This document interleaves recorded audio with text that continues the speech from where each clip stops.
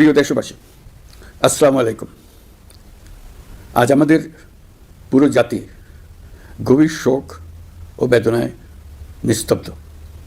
দেশের গণতান্ত্রিক রাজনীতির শীর্ষ নেত্রী, সাবেক প্রধানমন্ত্রী ও বিএনপি চেয়ারপারসন বেগম খালেদা জিয়া আর আমাদের মাঝে নেই। ইন্না লিল্লাহি ওয়া ইন্না ইলাইহি রাজিউন। বেগম খালেদা জিয়ার ইন্তেকালে আমরা গভীরভাবে শোকাহত ও মর্মাহত। তার মৃত্যুতে জাতি এক মহান অভিভাবককে হারিয়েছে।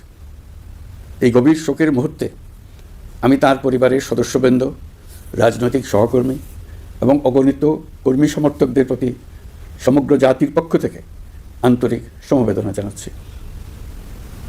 মহান আল্লাহর কাছে আমার প্রার্থনা, তিনি যেন আমাদের সবাইকে এই গভীর শোক কাটিয়ে ওঠার শক্তি দান করেন। বেগম খালেদা জিয়া ছিলেন বাংলাদেশের রাজনীতিতে এক পরম মহিমান্বিত ব্যক্তিত্ব। গণতন্ত্র, বহুদলীয় রাজনৈতিক সংস্কৃতি এবং জনগণের অধিকার প্রতিষ্ঠার সংগ্রামে তার অসামান্য ভূমিকা ইতিহাসে অম্লান হয়ে থাকবে। স্বৈরাচার ও ফেসিবাদের বিরুদ্ধে তার আপসহীন নেতৃত্ব বারবার জাতিকে গণতন্ত্রহীন পরিস্থিতি থেকে উত্তরণের পথ দেখিয়েছে এবং মুক্তির প্রেরণা জুগিয়েছে।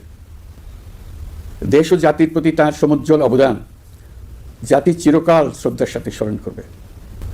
তার দীর্ঘ রাজনৈতিক যাত্রা, গণমুখী নেতৃত্ব এবং প্রিয় মাতৃভূমির স্বাধীনতা ও সার্বভৌমত্বকে সমুন্নত রাখতে তার অবিচল ভূমিকা অবিস্মরণীয় হয়ে থাকবে।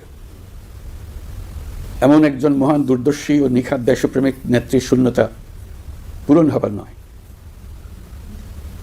প্রিয় দেশবাসী, এই শোকাবহ মুহূর্তে আপনাদের প্রতি আমার উদাত্ত আহ্বান, আসুন আমরা সবাই যার যার অবস্থান থেকে মহান আল্লাহর দরবারে বেগম খালেদা জিয়ার বিদেহী আত্মার মাগফিরাত কামনা করি। প্রিয় দেশবাসী, আমি জানি আপনারা সবাই এই সময়ে অনেক আবেগাপ্লুত। আমি আশা করছি শোকের এই সময়ে আপনারা ধৈর্যের পরিচয় দেবেন এবং তার জানাজা সহ সকল আনুষ্ঠানিকতা পালনে সংশ্লিষ্ট সবাইকে সহযোগিতা করবেন। মহান আল্লাহ তাআলা আমাদের সকলকে ধৈর্য, শক্তি ও ঐক্যবদ্ধ থাকার ক্ষমতা দেন। আল্লাহ হাফিজ।